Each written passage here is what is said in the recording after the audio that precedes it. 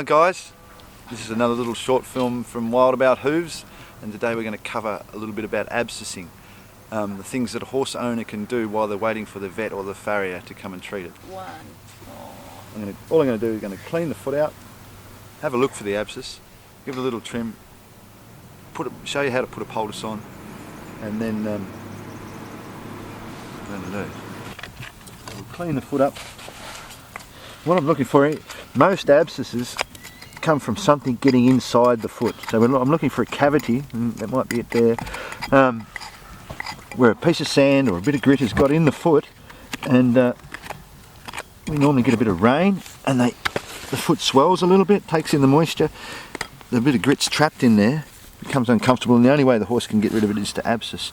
Another common reason horses are abscess is after they've had acute laminitis. There might be dead tissue in the foot, or maybe they've had pedal osteoitis where they've lost a little bit of bone off the pedal bone, and as soon as it loses its blood flow it becomes septic and the horse will abscess. But I'd have a look at that little hole there. That's a bit of separation in the quarters there, and I'd say that's where a bit of grit has got in the foot and infected it. And clean that out. You can see the muck coming out of there.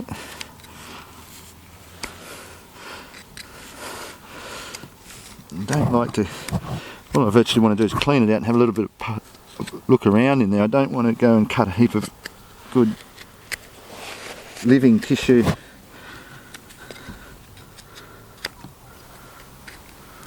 Yeah, sometimes as you're cleaning away like this, you become quite sensitive as you get close to where the pressure's building up.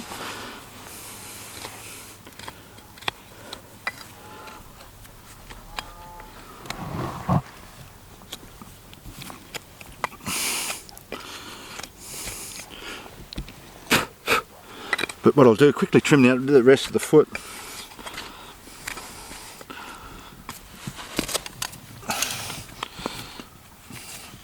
A lot of the time you won't, you're only able to work on this foot. Horse won't be able to stand on this leg to do anything to the other foot. So, oh sweetheart.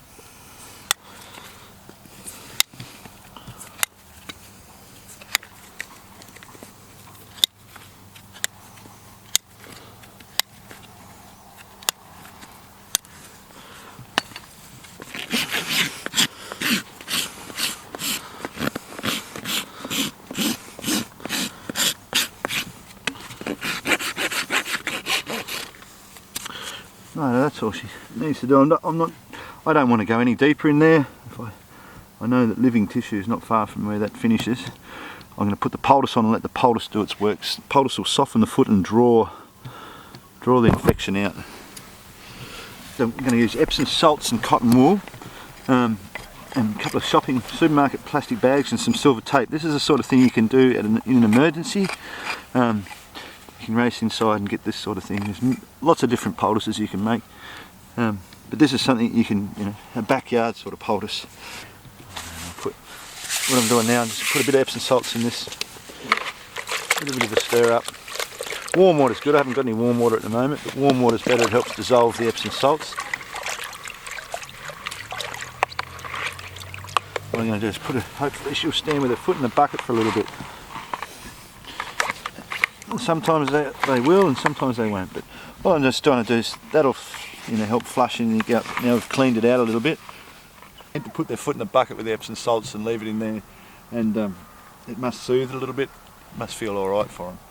But yeah, it wouldn't hurt to leave that there. If she was content to leave it in there, it wouldn't hurt to leave it in there for 10 minutes, and then pick it up and clean it, and then we'll go put the poultice straight on. Yeah, she's really happy there. I'm not really happy. What I'm going to do now is put some Epsom salts on top of my cotton wool, my pads here, and I don't muck around, that's plenty. Then I'll put some water in there.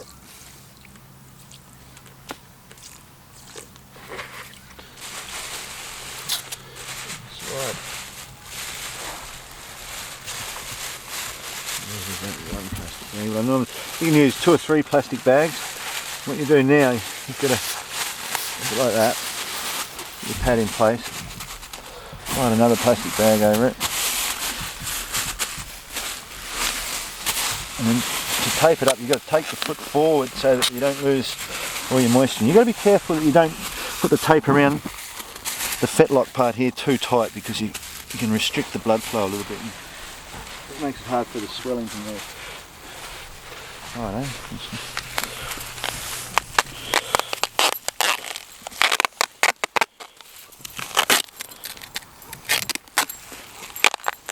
what you're doing with the tape is you're trying to hold it in place, but you also make a bit of a boot out of the tape so that it wears.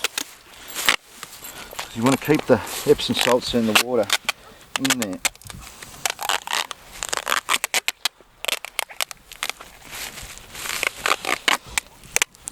As many laps as you like to do with the tape.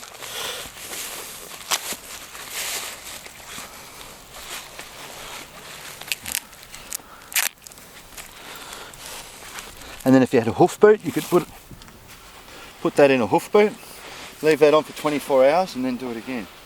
It must feel a little bit weird, but also having the padding underneath there must make it a little bit, for the horse a little bit more comfortable.